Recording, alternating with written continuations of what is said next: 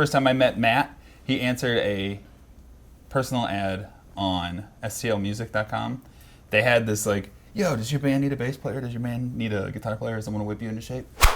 So the bass player at the time put that ad in, and Matt showed up at a Westcott show.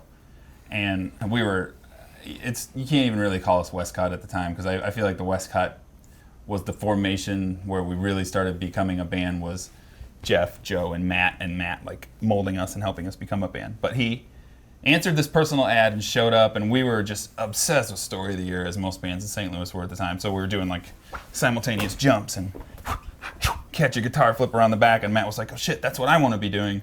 So he came up to us after the show, and he was like, yeah, you guys we got to jam together. So we jammed together, and like I said, he just kind of helped us understand like how to be in a serious, so to speak, St. Louis band and take yourself seriously.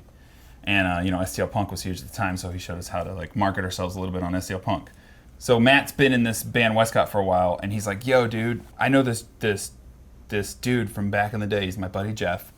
He just wants to jam because he's trying to keep flex and he's trying to keep his chops up. So I was like, okay, cool. So we go out to Wentzville, just me and Matt, to Jeff's parents' house.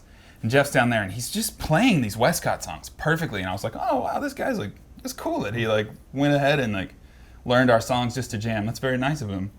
Come to find out, Matt was like had this master plan of like bringing his friends into the band and kind of and sharpening our sound. So Jeff ends up joining the band, and the sound got, sharpened and molded, because Jeff, nothing against our drummer at the time, he was totally fine, but it was just I had never played with a drummer like Jeff, who was like so concise.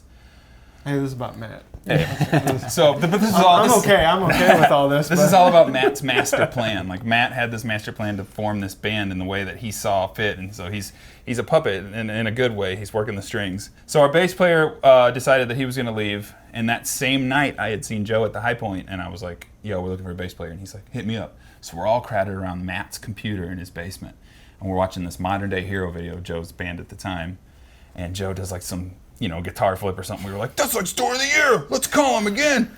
So we called Joe. We're all in Matt's basement and put it on speakerphone, and we called Joe, and we're like, hey, we got one question to ask you.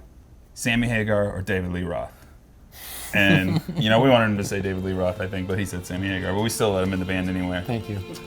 And then you showed up, and I guess that was your Matt conception. That was it, yep.